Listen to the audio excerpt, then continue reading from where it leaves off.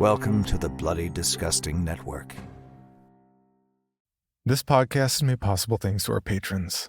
Please join me in welcoming and thanking new patrons: The Uganda, Megan Conan, Zachary Kirk, Jesse Powell, Jay Castro, Jacqueline Gregory, Nate, and Gian Griggs. As a special promotion, until January 31st, 2022, all the names you just heard, including all new and returning patrons at any level, will get a creepy logo fridge magnet as a special gift. Just make sure to include your mailing address so we can get the rewards sent out in February. Besides the magnets, all of our patrons get immediate access to all Sunday and Wednesday productions early and commercial free. The rewards go up from there to include instant access to over 500 Patreon exclusive stories and counting, not to mention the fact that 4 new stories get added every week. There's also logo merch tiers whose proceeds go to suicide prevention charities. And if you sign up for the yearly membership, you get 12 months for the price of 11 as a special thanks. To see how you can support the podcast and get special rewards, please check out the donation tiers at patreon.com/creepypod. Now,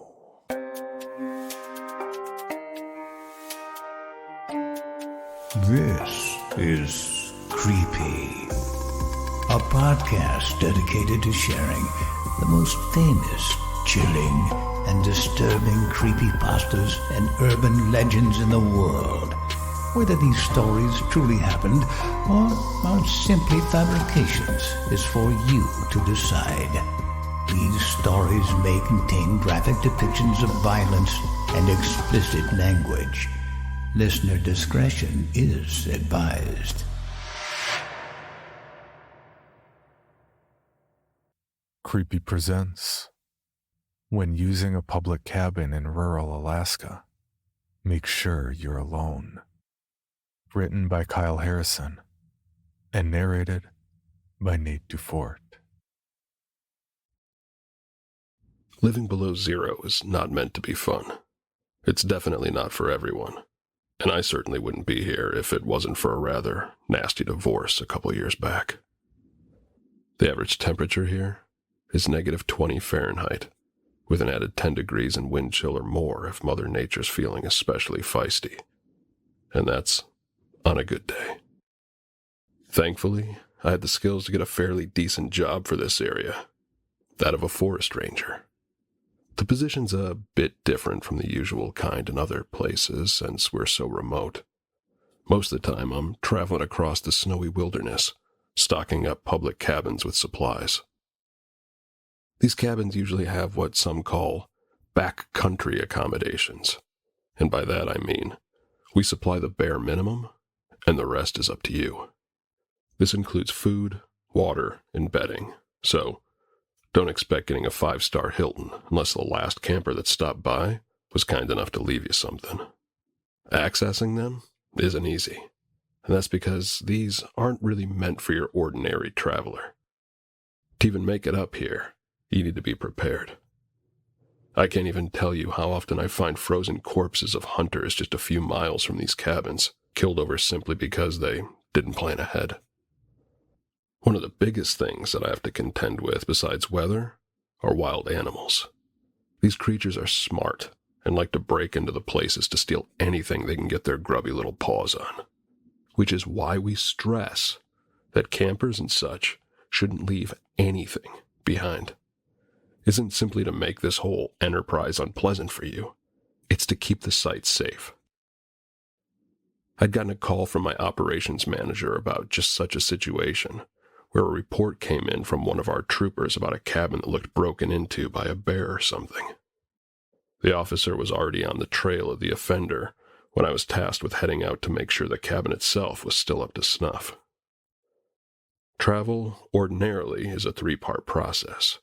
First, I had to wait for one of the bush pilots to take me to the closest drop point, just to avoid an extra 30-mile trek through rugged terrain.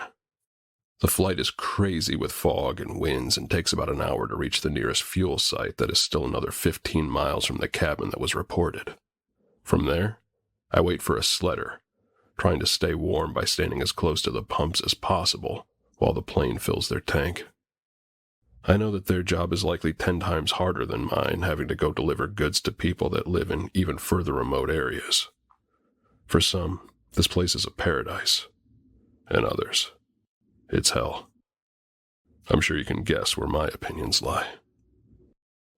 When the sledder arrives, he tells me that he can take me to a 2-mile marker that is meant to be a game trail for the cabin. It doesn't look like it's been used in a while, but I thank him and pay him for his services. I know that because of the way this business works, I'll have to wait until tomorrow before seeing another sledder to head back. At this point, as I move forward, I am completely alone. Or so I think. There's some comfort with loneliness, I will admit. The wind is all you hear as you trek across the wide-open Alaskan wilderness, and there isn't a soul in sight. It's soothing to realize that nothing can hurt you. But I have to be on guard constantly, aware of my surroundings at all time. Every branch that is broken or a scratch against the trunk of a tree is telling me a story about what happened here. Something that could change the scenic landscape into a hellscape. But there aren't any telltale signs to make out as I approach the cabin. In fact, it would seem that this one is completely abandoned. Not even the hint of the break-in like the report claimed. It didn't make sense. I can't be sure until I get inside, though. So I head toward the main entrance and wiggle the door handle. It opens with ease, revealing a very simple, rustic interior. There isn't so much as a footprint on the ground or even a tuft of hair to show that an animal's been through here. The cabin appears untouched.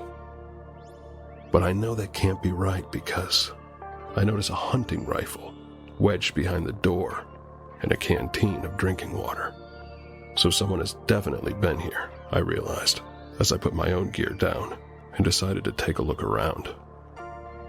The first thing to do for any cabin is make sure you have plenty of firewood, so I made my way toward the tool shed, a few meters from the main property, and along the way, I did my best to search for any sign that there was another person nearby. The wind was much quieter now, giving me a chance to listen and meditate on what to do next. I hated the fact that I might have come here for nothing. But maybe whoever had supposedly broken in was long gone. It just didn't seem like there'd be much for me to do except sleep and head home, I realized. Not necessarily a bad ending for the trip, I told myself. I opened the shed and found the axe was missing. My guess about another person being here once again, raising red flags. And I immediately felt the need to watch the landscape. It was so silent, you could only hear my own tromping through the snow as I returned to the main cabin. I told myself to be calm and to think. Was someone in the tree lines? Watching and waiting, I wondered as I stepped back to the cabin. It was a bit more hurried this time, feeling as though my mind was playing tricks on me as I returned. To my utter disbelief, there were more furnishings now. A rug, some coolers, and a mattress. I'd only been outside for less than 10 minutes, and I hadn't seen anyone approach the cabin, I thought as I got my own pistol off my hip and checked the rest of the tiny property. There wasn't another entrance into this place, so how would they manage to sneak past me when I went to the tool shed? I peered toward the tree lines. The whole area looked deserted. But these new items in the cabin did not make me feel at ease any longer. I was being watched. I was sure of it. And I knew I would need to keep vigilant the rest of the evening. No sleep for me. That wasn't going to be easy, though, as I knew I would need to journey out again for fresh food and water, or else I wouldn't be able to make it through the night. I could potentially starve myself, but I knew that would make me more vulnerable to whatever was out there, roaming in the wilderness. I decided as I left out the front door to prop up a trap of sorts to see if I might be able to catch the perpetrator in the act of entering and leaving. A simple tripwire with a bell attached would do the trick for any animal. But I knew this was likely a skilled hunter, so I had to think outside the box and have the wiring set up inside where it'd be difficult to see. It would probably only work once, but it'd get the job done, I thought. I looked toward the snowy fields that surrounded me and felt uneasy. The entire territory was deathly still now. Not even the sign of a deer on the trail or birds in the sky. Like everything had come to a stop. Grabbing the hunting rifle, I decided to make a quick run to the nearest forest for dinner, and then get back as fast as I could. The longer I stay out, the more exposed I am. I only went maybe a mile from the cabin, using the deep woods to the east as cover to watch a grove of trees and pick off a few squirrels. It wasn't much, but in this wasteland, I knew not to be picky. As I shot my third, I heard the bell ring from the cabin and didn't even get a chance to grab the kill. Instead, I was running, leaping through the snow to find out who or what was there waiting. The door was wide open and I saw boots to the side of the bed.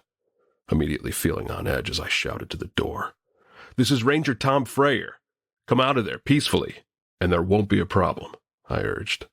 I could even see wet footprints of someone that had entered. There was no response, and I cautiously peered through the empty entry. I ventured inside, shocked and confused, to see the cabin mysteriously empty, except it now had even more furnishings. Canned food, flowered plants, and hunting trophies on the wall. It felt like this was the sort of thing that would take months to do, and yet whoever was stalking me had done so in mere minutes. I shouted again that they show themselves, but didn't get a response. Was I losing my mind? Night was falling fast, but I was too alert and paranoid to sleep. I sat on the bed and watched the door, listening and waiting for something strange to happen. By now I was convinced that someone was toying with me, and I was sure they would be seeking shelter soon enough. The temperature gauge I brought with me read -10, and I knew that didn't account for the whipping winds. But the darkness didn't provide me with any answers, only more questions for the strange events that were happening.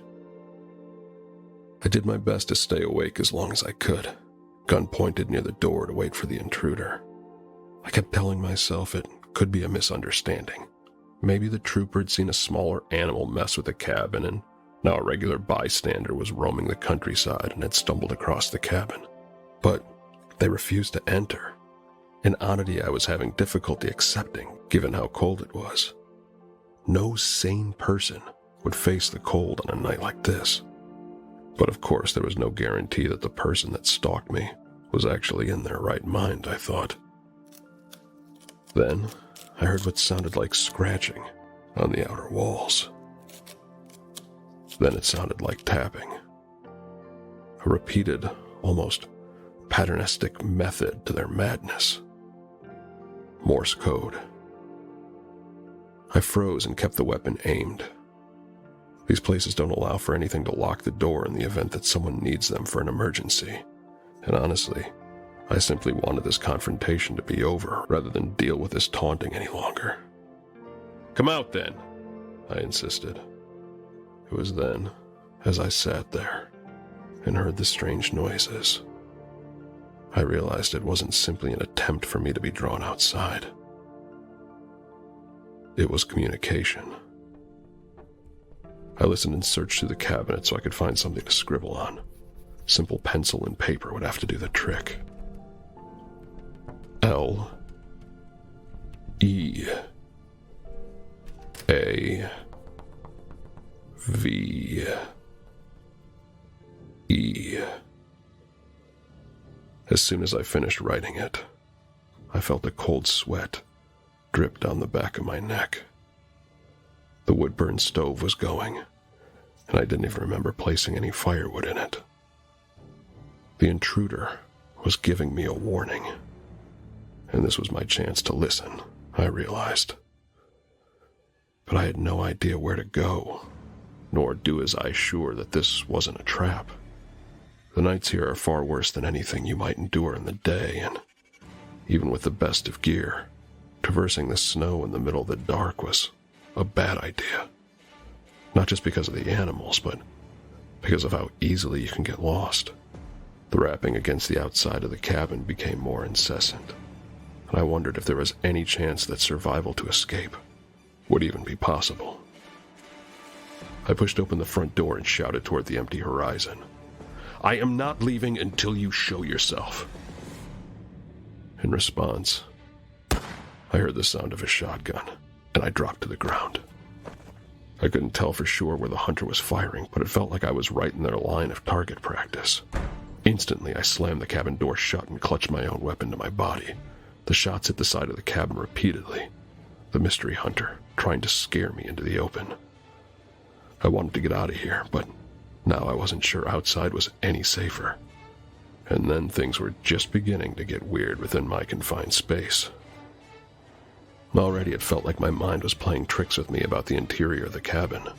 I went to the small kitchen that was sealed off from the rest of the area, assuming it would act as an extra shield for the attacker to break through and buy me more time. Instead, as I opened the door, I found that it led nowhere. I stared at the blank wall, confusion rippling across my body as more gunshots rang out. The door flung open and I heard this strange howling. Something was inside the room with me, but I couldn't see it. It pushed against me the way a strong wind would. It made me fall to the floor and drop my weapon. Then I saw a supernatural phenomenon begin to occur. Had I not experienced it with my own two eyes, I'd call myself a liar. But I knew that no force on earth could cause the items in the cabin to begin to levitate. It was as if some great invisible force was tossing items at me, screaming at me to leave. Was it just an animalistic growl, or was there someone else there? Someone from beyond the grave haunting this wilderness? I heard scratching against the windows and the cabin began to rattle, almost like a quake was hitting it. A virtual impossibility in this region. I realized as I stayed completely still and watched the cabin begin to sink toward the snow. The floor was disappearing and my invisible attacker was trying to escape. The windows shattered and the logs began to split in two. The ground was opening, bits of wood and destroyed chunks of floorboard were being sucked into a strange abysmal whirlpool that was forming a gap between me and the front door. I thought I saw footprints run off in the snow, the stalker escaping ahead of me. I pushed my back against the wall, trying to desperately call for aid on my radio. This felt like a bad fever dream, a dangerous hallucination that would take my life. I wasn't even sure if anyone would hear me, but I had to try. "Mayday, Mayday! Ranger Freyer here. I'm over in cabin 305, requesting assistance," I shouted into the device as the sinkhole made a roaring noise.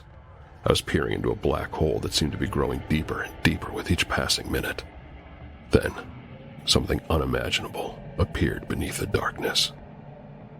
There were rows of teeth, as sharp as sharks, that could be seen near the bottom of the pit, rotating and snarling as I gauged how far a jump to the entrance would be.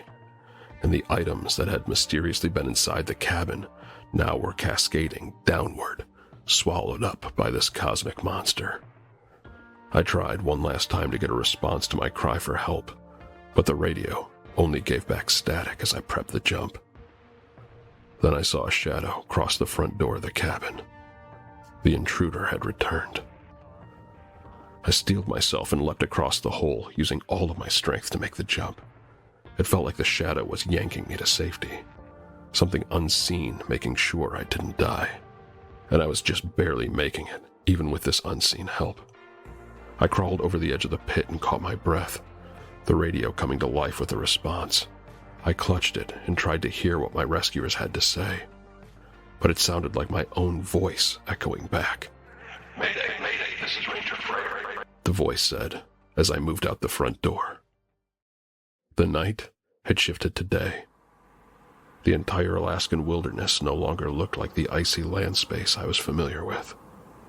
Suddenly, I was in a wasteland, a place beyond what this world could comprehend. A mixture of colors and shapes that were swirling in and out of reality as I stumbled to keep upright. It reminded me of a time in college when I'd actually taken psychedelic mushrooms for a trip, and I regretted it. Everything looked like a parallel world, foreign and strange.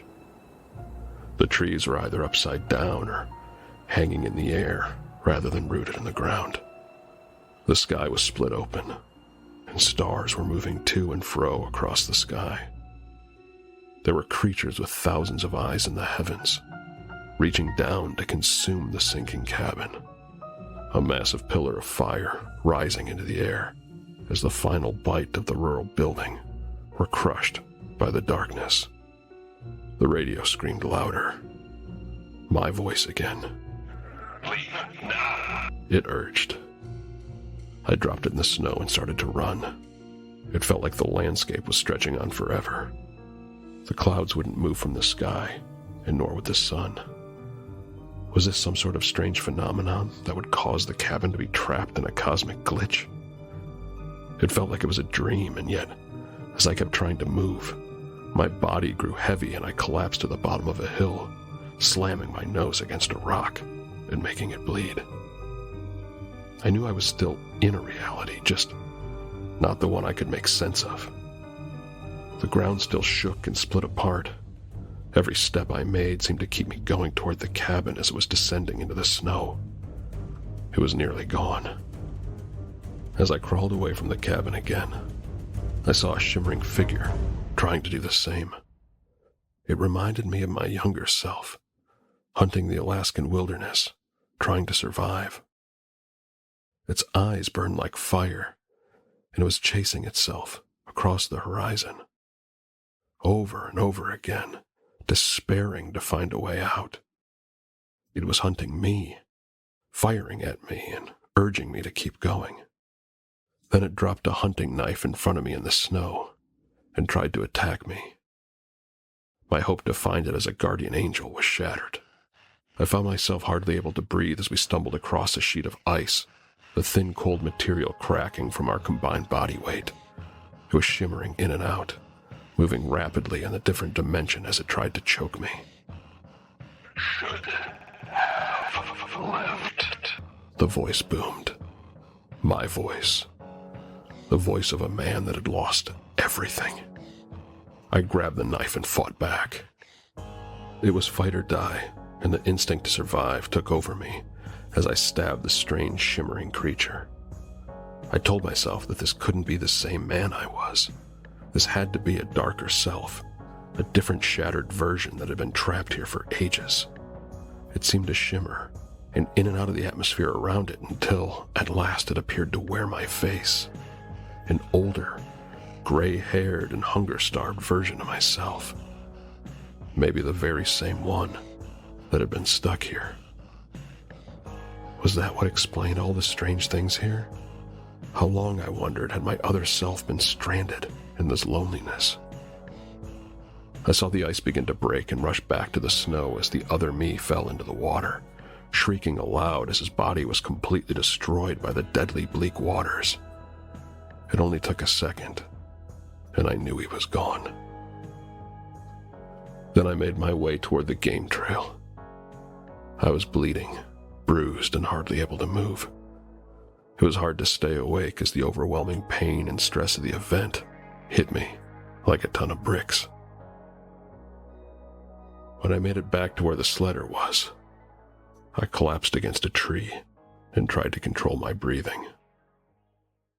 Instead, I fell unconscious. The shimmering landscape, my last memory as darkness took over.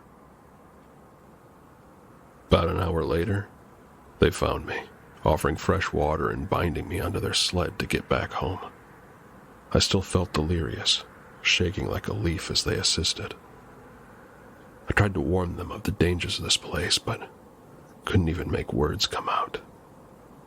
"Stay down, mate. You're wounded pretty badly. Something attacked you," the hunter explained.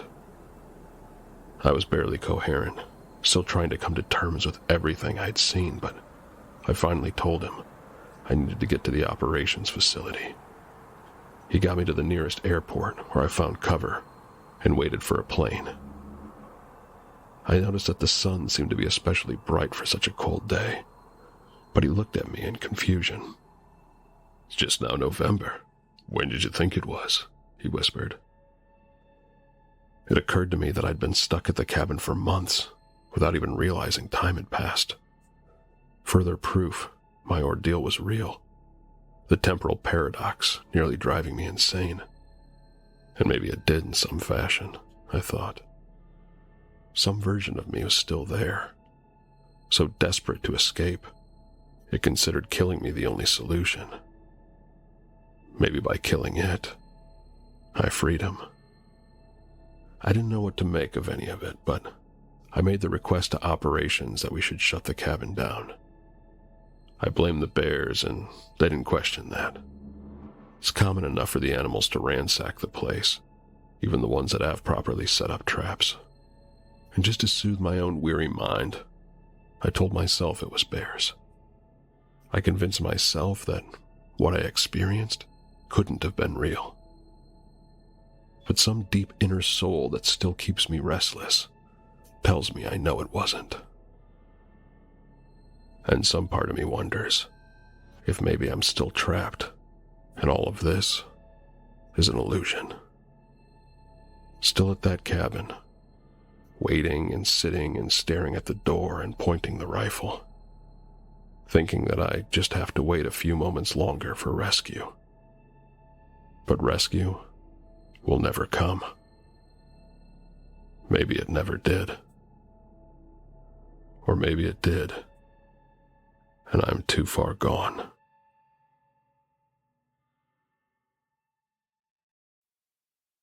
For your bonus episode, Creepy presents Mittens, written by Samantha Arthurs and narrated by Heather Thomas. My mother, Eloise, had lived alone for 20 years and had always done just fine. My father, Marvin, passed on quite a few years ago, and us kids were long since grown. We had our own lives, with 2 of us living out of state, myself included, though I feel a certain amount of guilt now for what happened. I should have called more. I should have done better. She lived at the end of a cul-de-sac in a small house that her and Dad had rented after we were all moved out. She had good neighbors, but her standoffish tendencies meant that few of them ever came calling. The only people she saw regularly were the driver for the grocery delivery service and the young man who tended the lawn, though she only saw the yard boy from her front window as she carefully watched him trim the weeds around her flower beds. She didn't trust him not to cut down her prize-winning roses. Besides, she didn't long too much for company, because she had Mittens. Mittens was a large Turkish Angora cat, white as snow with 1 blue eye and 1 amber eye. The first time she'd taken Mittens to the vet, she had been worried about those eyes, but the vet had assured her that a lot of Angoras carried that genetic anomaly. Mittens could see just fine, and his eyes went from being a cause for concern to being one of the cat's most handsome features. Normally, Mother would have picked a more striking name. Her previous cat had been named Ambrosia, but the shelter had named him Mittens after he and his littermates had been found in a box by the highway. She had tried in vain to call him Cadbury, but the stubborn boy had refused to answer to anything other than Mittens. The name had stuck, and that was that. As far as homes went, he had hit pay dirt, and he seemed to know it. Mom was doting, and more than that, she was as forgetful as sin. She was feeding him 4, sometimes 5 times a day, and he ate every single morsel. In between his myriad meals, he also inhaled as many treats as he could get, and sometimes stole nibbles off her plate if she left it sitting around unoccupied. She found it cute. I was disinclined to agree. It was no surprise when she became forgetful, because there was nobody there to catch all the little things that began to fall to the wayside. It had started small, like forgetting where she had put her keys, but had escalated to things that were far more problematic. Once she had left a burner on and had only caught it because the smoke detector had gone off. Another time she had started to fill the tub and left the water running. The bathroom had only just begun to flood when she remembered to go check. Her medicine had been in a state of disarray for months, with the pill box partially filled at times and then overfilled at others. Sometimes it wasn't filled at all, and she'd go a day or two before she remembered to take her pills. There were days she mixed up the night meds and the day meds, or days when she took too much of one and not enough of the other. Then eventually, she just forgot about it altogether. For several years, she had taken a medication that helped with the chest pain and pressure for what she called a touch of angina. Barring the first scary experience when she felt she was suffering a heart attack, her heart hadn't given her any further problems. When she had woken up that morning with chest pains, she hadn't thought much of it. Even with the medication, she still got twinges from time to time, and anything she couldn't contribute to what she thought were normal aches and pains, she blamed on the weather. It was going to rain, and so the pressure she felt in her chest was likely just residual arthritis pain leaking into the rest of her body. After watching her favorite television program that evening, she slid her feet into her slippers, pulled on her housecoat, and went to feed Mittens. She nearly tripped over the big cat as he raced out of the room to get to the kitchen first, already meowing pitifully from his perch on the counter. "Don't be in such a hurry, Mittens," she chided him as she got out some dry cat food for his dinner, filling his bowl with exactly 1/2 cup. After a moment of careful consideration, she added another 1/2 cup for good measure, and then put the scooper back into the container. She had at least remembered to fasten the lid, so Mittens couldn't just help himself at his leisure. Opening the fridge, she took out a carton of milk and put it on the counter with the intention of warming some up for a nightcap. She always had drunk warm milk before bed, ever since I was a child. A stabbing shock of pain stopped her, though, gravitating from her chest and through her left arm. It occurred to her then that it might not be the angina after all, and could perhaps be something a bit more serious. The cordless telephone sat at the end of the counter, as I had insisted she have a phone in each room. We had tried to get her to carry a cell phone, but she had staunchly refused. She'd had the same phone number for 37 years, and she hardly left the house anyway. She had simply not seen the need for it. She was very nearly there, so close that she could see the little green power button lit up on the phone's base. Mittens had finished his food now, and came strutting along the counter, headbutting her hands to let her know that he wanted to be petted again. The cat was startled when she shooed him off with a smack on the nose, focused only on the phone. Mittens backed up quickly, skidding a bit on the counter. He kept going back until an object collided with him. The phone base. He'd just hit toppling off the counter and onto the floor. The phone, skittering off, beneath the table. "Oh!" That was all Mother got out before the pain became overwhelming, and she dropped to the floor. On the way down, the side of her head contacted the edge of the counter.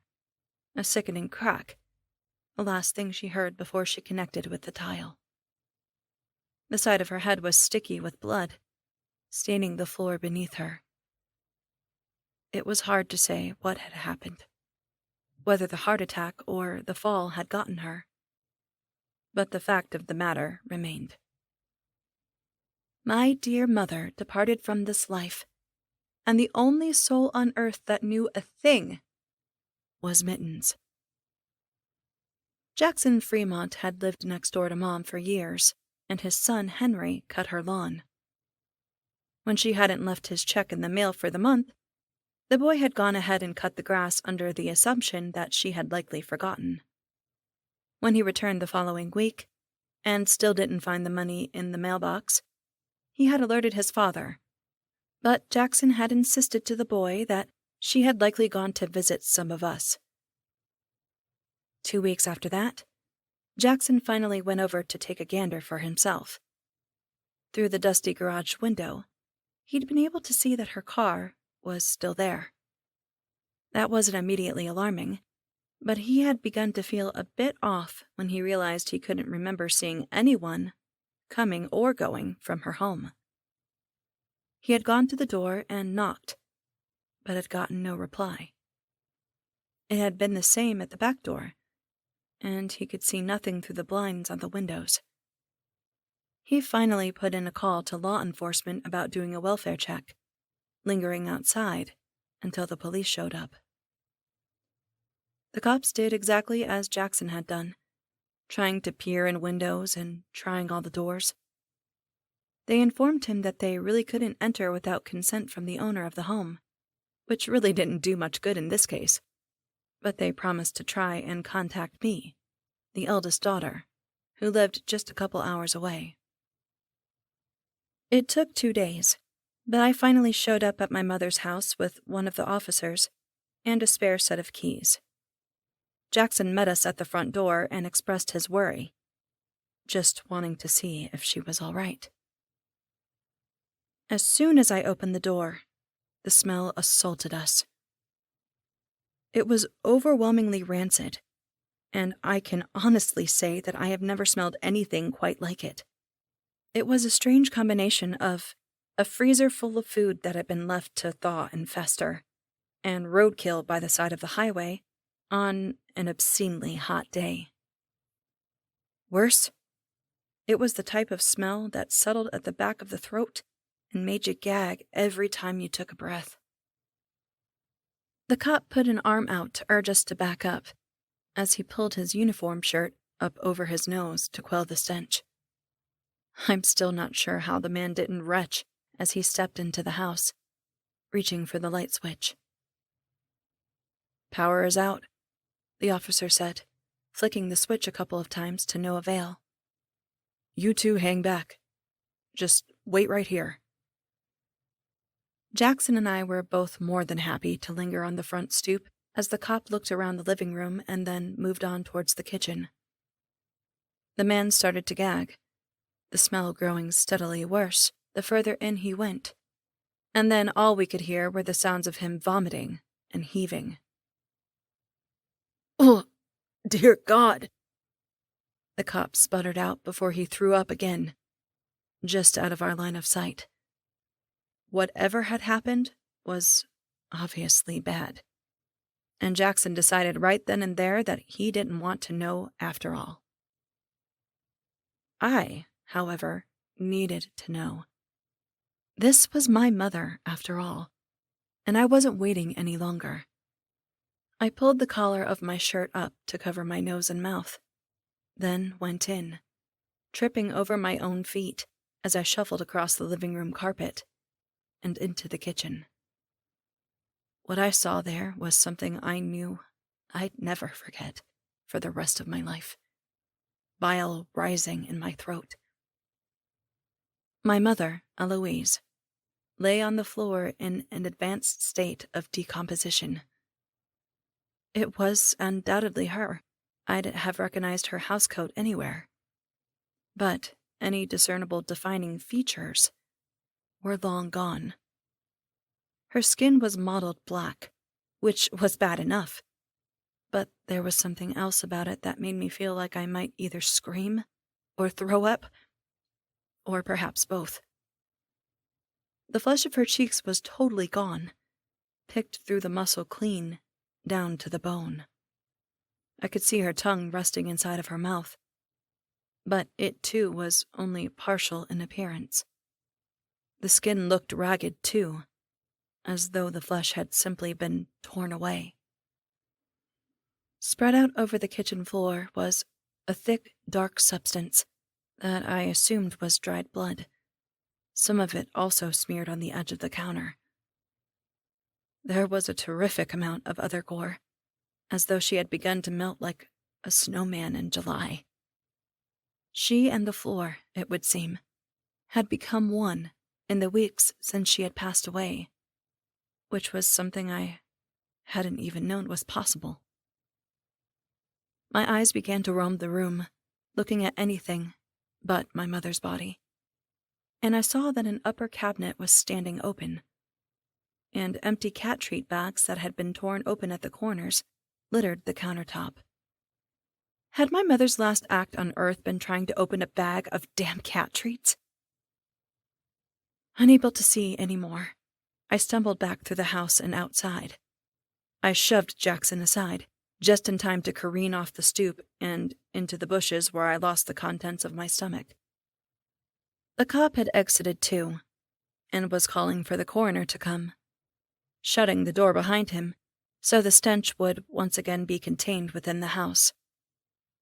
The smell would leave none of us for days afterward, clinging to our clothes and the fine hairs inside of our noses. The coroner arrived within the hour, took one look at the body, and told us that Mom had likely died several weeks before, which was obvious even to our untrained eyes. An autopsy would give us more information, available in the report, once things had been taken care of.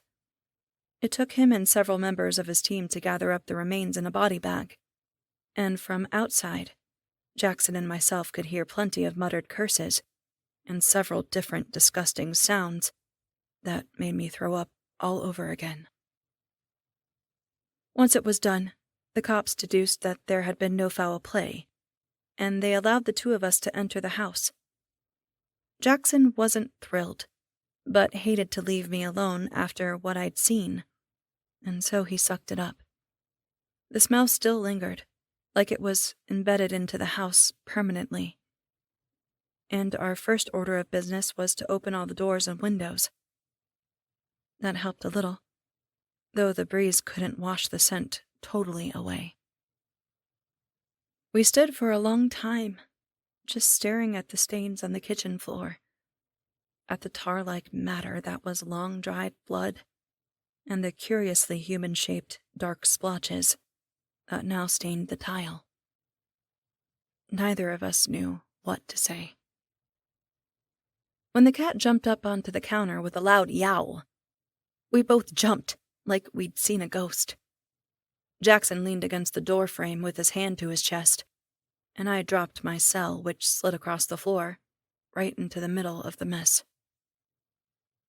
"Damn cat!" I hissed at Mittens, as I moved gingerly to pick up my phone, wiping it off with a paper towel from the roll hanging above the trash can. Mittens was filthy, his white fur dusty and matted. The hair around his mouth and nose was stained brown, and he had remnants of his last bathroom trip clinging to his backside. He yowled again and went to sniff the empty treat bags, batting one of them off the counter and onto the floor. "Hey," Jackson said softly as he slowly recovered from his fright. "That cat. It's been here alone, what, 2, maybe 3 weeks? How the hell did it survive?" I looked up from where I was still busy trying to decontaminate my phone, blinking in confusion for a moment, like Jackson's words weren't really registering. I finally caught on, looking over at the cat, who was now sitting in the empty sink. "Good question," I muttered, stepping around the refuse on the floor to examine the empty treat bags. Each one held just a few ounces, nothing at all for a big cat like Mittens who, while a bit thinner than usual, was certainly not starving by any means.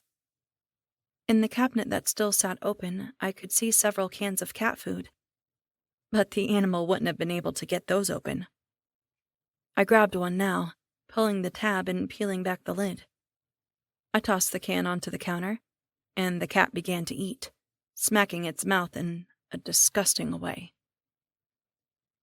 Even if it ran out of food for a few days, what the hell did it drink? Jackson moved down the hallway, peering into rooms until he found the bathroom, the door sitting wide open. He looked inside and used his phone as a flashlight, since the room didn't have a window, seeing that the toilet bowl had a little water still standing in the bottom of it. The room stank, though, in a different way from the rest of the house, and he noticed that the overflowing litter box was in the corner, and that when it had gotten too dirty, the cat had just used the room as its own private outhouse. "Think I figured it out," he announced as he came back into the kitchen, though he still didn't actively step inside. "Probably drank from the toilet bowl. Either that, or he cashed in some of his 9 lives."